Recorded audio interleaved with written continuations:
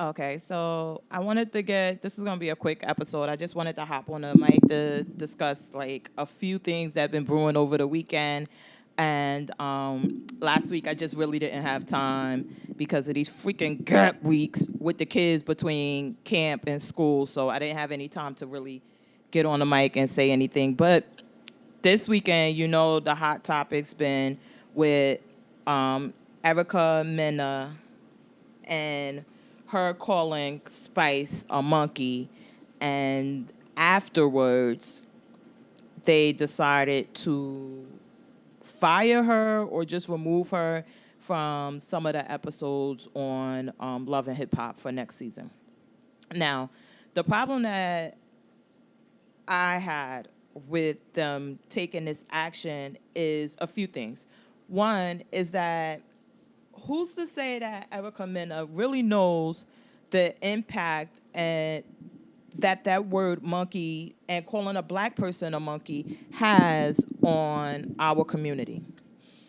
She's not a black woman at all. I don't ever think she portrayed herself to be a black woman. She's clearly a Dominican or a Latino or whatever. So she's not aware of our history. Well, to my knowledge, I don't want to say she's not aware because I don't know what she's aware of. If she comes out and say, yeah, I was fully aware, I meant it, then that would be one thing. But to my knowledge, she's not. Our history is no longer taught in school. So it's not like, well, you should have learned this in school. They no longer teach our history in school. So a lot of these younger generations, they just don't know. I was having a conversation with my friend over the weekend, and I told her, my kids came home with a homework assignment, and it said the definition of slaves were people who worked for little or no money. Huh? And that's how they used, that was their education about slavery. So who's to say that she really knew the impact of being called a monkey on our culture? Also, we had the issue with H&M, and that was, I don't know if that was, I think it was pre-pandemic, where H&M had one on this, they had a campaign, and they used the dark-skinned kid, and they called him the biggest monkey or the king of the jungle, whatever, but they referred to him as a monkey. And it was like, huh? Are y'all crazy? But other people didn't take offense. And people were saying, well, people overseas were like, well, in our culture, it's not a big thing. Like, it's a cute term to call a kid a monkey. And I have friends, I don't want to say, but I have friends in Dominican and things like that. And they refer to kids as monkey. The kids wear monkey. And it's not a big deal to them. It's really not. So in that regard, I think that taking that extreme step to fire her or replace her or whatever was too extreme without any information behind it. I really think they should have looked into why she used the term and what was her purpose. Like I said, if she was like, I was just trying to call her a wild animal based on what she said and I just wanted to hurt her, then I don't think the repercussions are warranted. The second thing is that how do we just bypass what Spice said and did to Erica Mena? Now, if we're going to hold Erica Mena accountable, we also need to hold Spice accountable, because Spice is a woman who appears to be of a certain age. No disrespect to her, but she looks mid-40s or so. So, as a grown woman with children, for you to sit down and attack another woman's children is a problem. People like, oh, well, she wasn't attacking her children. Yes, she was. She was saying that her son, who is a teenager, hates his mother. I don't know where y'all come from, but that's a dig. For someone to say that I hate my mother, and I didn't tell them that, that's a problem, because you're talking about a kid and you're saying like this kid is disrespectful, he hates his mother. And I haven't seen that kid on this season of Love and Hip Hop. Let me keep it a buck. I don't watch Love and Hip Hop. I watch the clips like on YouTube or Instagram. But I haven't seen that kid since Safari and Erica Mena got married. So unless Ice Spice said, listen, I had a conversation with the kid and the kid told me he hates his mom. And that's why, whatever, because we're going to get to that part too. And that's why I said it, because it is true. She should have been held accountable for that also. And plus, telling lies about somebody is actionable in court. The other part is that she was literally taking a dig at Erica's mothering of her son. Erica has 3 kids, but you chose to only go after the oldest one. Why didn't you? First of all, I'm always against women attacking women on issues that affect us only. When women talk about women not being able to give birth or get pregnant, I have a problem with that. I think, well, I was very vocal on this podcast that, like, not a lot of people listen to, but about when Nicki Minaj took the dig at Remy about her fertility issues. I think that we should never go there. We should never go there as women. You never hear a man, 2 rappers or any in life saying, yo, your sperm count so low, that's why your girl ain't get pregnant. You never hear it. Because they know, like, that is so hurtful to say to someone that they don't go there with each other. But women, it's like this nasty brawl out where everything's is actually like we could just say whatever we want and nothing's off the table. I think that it should be clear that these kids on these reality shows are off the table. Talking about the kids on the reality shows in a negative way should be off the table. If it was my kids, and no disrespect to anyone, everybody has their own right to make their own choices. I would not have my kids on these shows because of those type of things and the impact that may have. But if we're going to hold Erica Mena accountable, we need to hold not Ice Spice. I love Ice Spice. Thought I was feeling you. Spice, the Spice one, the reggae one. Her accountable for what she said. To take a dig at Erica Mena's mothering, and I don't know how old Spice children are. I have 2 adult children, 2 small children, and let me tell you, the shit gets real. The shit is tough. These kids hate you because you bought cornflakes instead of Captain Crunch. And they'll be all over Instagram and Twitter. And as mothers, we showing up, we're doing our best every freaking day. And Erica, what she went through with Safari has been, everybody sees it. It's all over TV and everything, and she's been very vocal about it. So who knows what she was going through mentally, emotionally, dealing with that, and then trying to still take care of her son and raise her son. And for you to throw something about her mothering up during that discussion and that argument was a problem. I always say, no one has a right to comment on someone else's parenting skills, and if you think it's so terrible, then you should be calling DIFUS. I don't know what y'all have in y'all states, like CPS or whatever. If you haven't picked up the phone to call DIFUS, CPS, or went to that house to go remove those children from that household, then shut the fuck up. Because apparently it ain't that bad. Or, in my opinion, you're worse than a mother who's not doing a good job because you know better and you're doing nothing about it. So shut the fuck up about it. That's number 2. Number 3, and the most fucking important, I don't want to curse too much, but the most important one about holding everybody accountable is the producers, including Mona Scott Young, of Love and Hip Hop. Now, let's be clear. This episode was filmed. It had to be edited. Everybody saw and knew what happened. That's involved in production. Yet, we saw it. Why? They could have easily bleeped Erica Mena out when she said, "Oh, you monkey," or whatever. They could have literally just bleeped it out, and it would have been bleep, bleep, bleep. We would have never been the wiser of what she said. We would have thought they were just cursing each other out. They could have removed the whole scene. Well, I don't think they should have removed the whole scene because I think just bleeping it out would have sufficed. If y'all were that outraged about what she did and that, she's calling a black woman a monkey and this and this and that, then why didn't y'all just take it out? Take it out. We wouldn't have known. And if y'all wanted to deal with Erica after that because of what she said, if y'all like, listen, we feel like you did this knowingly and it's racist, we're going to suspend you or whatever, then y'all could have did that behind the scenes. But it was like, in my opinion, this, and my whole Twitter handle, JMO, it's just my opinion about it. I think they didn't give a fuck. They like, these N-words ain't going to do shit. Viacom don't give a fuck. Paramount, they don't care if we let them call each other monkeys and niggas. We just can't have any anti-Semitic shit going on. I don't think they really gave a fuck. And they didn't think that this generation was going to catch on and be smart enough that this was a problem.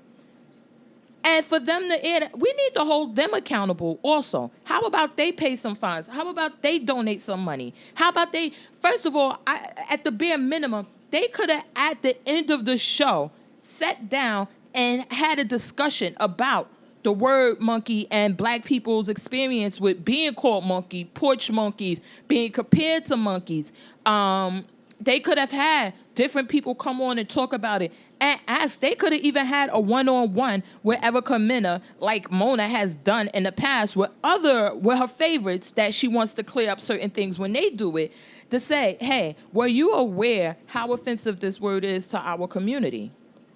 They could have done so many things, yet they decided to do nothing and just let it sit out there and see what people are going to say. I mean, it's no secret that the ratings aren't popping for these Love and Hip Hop franchises like they were before, because we're seeing people from New York and Atlanta, like they just mushing them up and doing whatever, trying to get the most bang for their buck. But the fact that they allowed that to air, they did not bleep it out, which I think is offensive to us. I think if anything, I'm more offended by the producers than what Erica Mena said.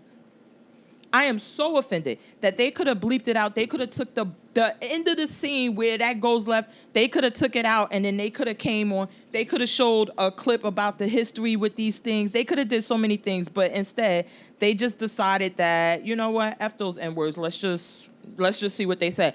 And then once y'all got up in an uproar, which I'm here for y'all. I'm here for my people, because we weren't going to take this line down. Once y'all said something, they like, okay, let's do something with Erica Mena. Huh? She's the problem? I doubt she's involved with production. I doubt she's involved with the editing. I doubt she set up that dinner and said, hey, put me in front of Ice Spice, because when she said, I doubt all of this. So let's hold everybody accountable. And I know, like, I don't know if this is your first time checking out the podcast or not, but I had an episode where I talk about the power of words and what we say, and we need to be more careful about what we say. Now, I'm partially saved. I don't want to say I'm fully saved, because sometimes I'll be with the bullshit. But I'm partially saved. So sometimes I'm here for a good read. But let the read. If you're gonna read somebody, then read them down on shit that they control, and that's about them. When Miss Candy was reading Miss Sheree about her face and her line about plastic surgery, yes, that's okay. I'm also here for people having discussion on the issues. But when you're going to start talking about things that people have no control over, their kid, the way their kid behave and things like that, I'm not here for it. I'm just not here for it. And I think the more that we stand up and say, no, this is unacceptable, the less and less we're going to see of it. The more we just like give it, it's going to happen. But if they're going to hold Erica Mena accountable, and they're going to suspend her or not air her on the next season, which I think that they never said they were firing her. They kind of say she won't appear on the next season or the next episodes of Love and Hip Hop, which, in my opinion, unless she has a contract that say, look, if I come and I'm ready to work and y'all decide not to let me work, I still get paid. That's taking money out of her pocket for something. And I'm not, let me tell you, Erica looked like she is a barrel of fun. Oh, shit. I didn't mean to say barrel like monkeys. But it just seemed like she is really fun and all of that. But I doubt that she had the intent to call Spice a monkey based on black people's and dark-skinned people history with the word. I doubt it. Now, if she comes out and say, yeah, I knew what I was doing, whatever, I'll just eat my words and we'll just have it at that. But I can't. And so that's my opinion on that. That if they're going to hold Erica accountable, hold everybody accountable, including the producers and Mona Scott Young for that. The second thing, this lady with the brick, I'm not going to spend too much time on this because now there's like different reports coming out, but there was a story going around where a lady says that she was out and a guy asked for her number. She said no. He hit her in the face with the brick. And all these black men were standing around. Now there's reports coming out that she could have been doing something else. They set up a GoFundMe, which y'all know how I am about these GoFundMes. You could set up a GoFundMe for anything. And it's like, well, what is the real amount of your damages and what's going to help you to fix this issue? And do you really need it? I don't know. I really don't know. I don't want to comment on the validity of her claims or anything. But I do want to talk about that issue. Because when I was out young in these streets, whatever, doing whatever, there would be times like guys would ask for your phone number, and I think that it became different because I am a woman of a certain age, so I was out before cell phones came out, so you could give a guy a fake number, write it down on a paper, and they wouldn't know until they got home and tried to call you or got to a phone booth and tried to call you. Then the cell phones came out. So it was like an immediate thing. It was like, you give me your number now, I'm going to call you to verify that this is the correct number. And now that put women in a dangerous position because if you gave a guy a wrong number, they can react on it right then and there. Now, how they reacted, like we all know, you cannot control how another person reacts. You can only control how you act. You can only control your intent. So they could react based on that. Now, why should a man be so butthurt whether you give him their number or not? I don't know. But I learned really early that it was just best to just give them a number, to give them something, so that you are not in a position where guys like, I'll smack the shit out of you, or they're pulling your... I mean, it gets real. I've seen it and experienced some of it. And I'm like, it's just not worth it because you can always curve them later. So, you would give them your phone number, give them a fake name, whatever, and then when they call you, just don't talk to them. And yes, it is, we shouldn't have to be in that position, but the same thing is, like, we shouldn't have to look both ways when we cross because, pedestrians, once the light change and we got the right of way, we should be able to walk across the street, just go. But somebody might hit our ass, so we look both ways. It's the same thing, that we have to take some responsibility and control over our actions and our intents to protect ourselves. Now, there's people coming out about how she was dressed, why she was out. Shut the fuck up. Shut the fuck up. I'm never going to be with that. I'm never. Because, in my opinion, a man that's going to take advantage of a woman would take advantage of a fucking nun in her full garb. It has nothing to do with that. Nothing. So I'm not with that. But that's my opinion on it. I just think it's just best. Give out a number. Give them your number. And once they call you right there to check or whatever, and then just block them and don't call them back or whatever. Because it's just, one girl they shot her. She told her, I just got a man. Like, not that you're not attractive. Not that I wouldn't talk to you. I just got somebody. I have somebody already.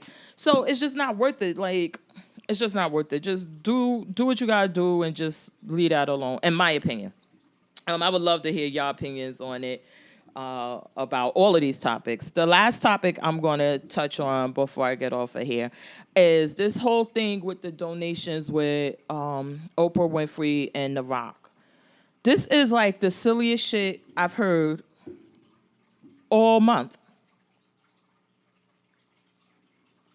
The Rock and Oprah Winfrey set up a foundation, donated some money, and then asked for donations from the public. This is what people do. But for some reason, everybody is so offended because they're like, well, Oprah's a billionaire. Why can't she just do it? Or The Rock has a lot of money. Why can't he just do it? Number one, if you do not believe in a cause or you do not believe that they truly are trying to help and going to give the money out or things like that, then don't fucking donate. Don't donate. Block Oprah on your Twitter, block her on Instagram, mute her stories, The Rock, all of them. Don't even hear about it no more. I don't see how her asking for donations warrant a personal attack on her. Like, what the fuck? Don't do it. Don't do it. But to imply that because she's rich or wealthy or she has $2 billion net worth or whatever it is, because I heard people start breaking down her net worth and how she could just give $500 million and that would be... She has no obligation to do that. She has no obligation to do anything. But let's not act like in this country, people using their celebrity to generate money for nonprofits or for causes they believe in is not the norm. It's the fucking norm. Everybody does it. Everybody does it. So now my question becomes, is it because it's Oprah and she's a black woman and she has more than the other ones have, that becomes a problem? Rock, I don't consider The Rock to be a black man at all. I guess Hawaiians are Polynesian or whatever, but I don't consider him to be a black man. And I'll go into the longer thing later, but I think in order to be identified as a black man, you cannot be identified as anything else. Because a black man can't smooth his hair over one way and blend in with a different culture and say, well, I'm not one of them. They always are one of them. And I don't think that The Rock fits into that category. So I don't consider him to be a black man. But is it because it's these people? Or if Diddy would have said, hey, let's raise some money, would people have the same thing? If Taylor Swift would have did it, would they have that same? It's just like ridiculous. And then the other part I just don't understand about the outrage, don't give them your money. If you believe like, oh, I shouldn't have to donate, I don't want to don't fucking give them your money. They are not coming door to door with a gun like, yo, hand it over. They're saying, hey, this is our goal. We want to raise this amount of money so we could give every household in Hawaii affected by the fires this amount of money, help us reach our goal, and that's it. But people are like personally attacking Oprah Winfrey for this. And I'm just like, what in the entire fuck? Then they're talking about, well, she owns all that land over there. It's a ton of these celebrities and executives and silicone that own land over there. Well, that's the people's land. Okay, the white man took their land like they took everybody else's land and sold it to the highest bidder. How is that? What did she do? I mean, it's just so freaking ridiculous. And one girl posted up, and I think I made on Twitter, and I may have gave her more credit than it should have warranted, because I just realized like it's the name of Chris Rock's last comedy special, Selective Outrage. But she was like, this selective outrage is ridiculous. I'm like, yes, that's it. Exactly. It's like selective, like one person chooses, or a few people choose who we should be mad at or who they should go against. And then everybody just jumps on, and for what reason? While the other ones just skate by and do whatever and nobody says anything. It's like if the conduct is outrageous for Oprah, then it should be outrageous for every American that owns land in Hawaii. And I'm not talking about I don't even think Hawaiians want to consider themselves American, honestly. But they are part of America. But I'm talking about every American born in 50, what do they call them? Y'all know what I mean, where they all connected, the connected state. Born here in the U.S. who own land in Hawaii. That outrage should be for all of them. Yet nobody else is catching any outrage, and it's only her. I just don't understand. But y'all can let me know what y'all think about celebrities and wealthy people asking for donations for causes that they believe in. I don't know. I think it's the only way to get money, and every little person chip in, but whatever. Well, it's not the only way to get money, because, of course, they could get it different ways. But I don't have a problem with it. But you could let me know your opinion. So that's it for this week. I'm going to wrap it up. I just wanted to touch on those 3 topics really quick, because they were like the things just buzzing all weekend. I'm going to get on this mic again during the week. I'll probably do more of like, I always say, what is it, ratchet and righteousness, more of the righteousness, and talk about some of those things. And then you guys could let me know what you think about the podcast. What do you think about the topics? If there's anything that you want to discuss, if you don't know really quickly, like any of the background about what the podcast is about, it started off as two women, my friend, she used to host with me, of a certain age, that we were of a certain age. We had lived life. We have children. We were married, all types of things, careers, and and we're still on some bullshit sometimes. So just having those discussions where we were like out of the shade room ever for most part, because sometimes they have people in there. I'm like, who are these people? I don't know.